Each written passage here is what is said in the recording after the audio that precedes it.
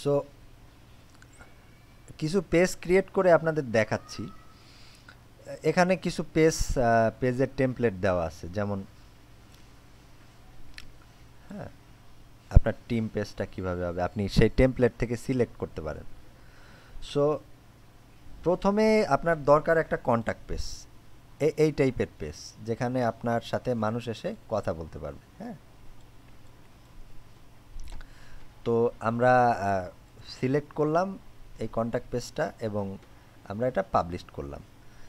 এবং খুবই সহজ হচ্ছে wordpress.com-এ পেজ পাবলিশ করা। আপনার জন্য পুরো ডিজাইন তারা তৈরি করেই রেখেছে। সেরকমভাবে আমি আরও কিছু পেজ নিব।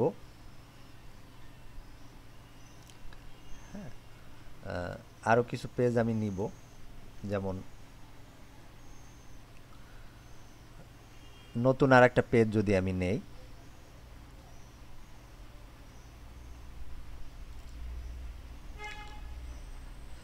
আপনার এই যে ওয়েবসাইট, সেই ওয়েবসাইটে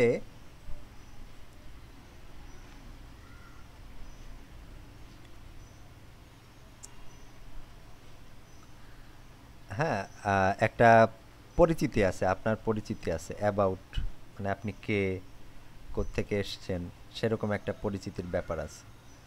সো সেই পেজটা সমস্ত ওয়েবসাইটেই আছে, সেরকম একটা পেজ আমি নিব এবং পাবলিশ করব।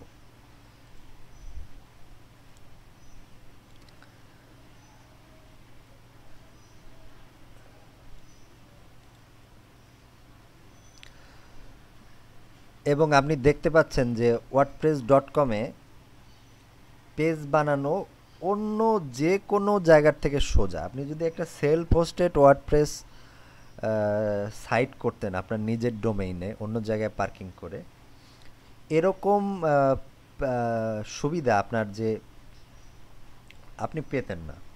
ধরেন আপনার ব্লগ পোস্টগুলো কিভাবে সাজানো থাকবে, সেটার জন্য আপনার একটা ডিজাইন নিতে হবে। তো সেরকম একটা ডিজাইন আমি এখানে সিলেক্ট করলাম। প্রথম পোস্টটা এরকম বড় দেখাবে, তার পরের পোস্টগুলো হচ্ছে এরকম দেখাবে, এবং আমি সেটা পাবলিশ করে দিলাম। এবং আপনার রীতিমতো আপনার কিছুই লিখতে হয় না পেজ পাবলিশ করার জন্য, পুরো ডিজাইনটা একদম করে দেওয়া।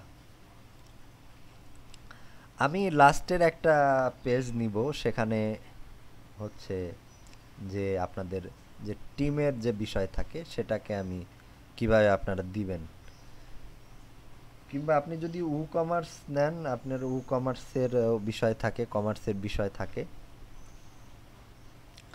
পোর্টফোলিওর জন্য এখানে অ্যানাপস আছে, হ্যাঁ, সার্ভিসের জন্য আছে, টিম আছে, হ্যাঁ, কিংবা আপনার হোম পেজের ডিজাইন কীরকম হবে, অনেক ধরনের হোম পেজ বানানো এখানে আছে। তো আমি আরেকটা পেজ নিতে চাই, সেটা হচ্ছে টিমের পেজ, হ্যাঁ, পাবলিশ করতে চাই।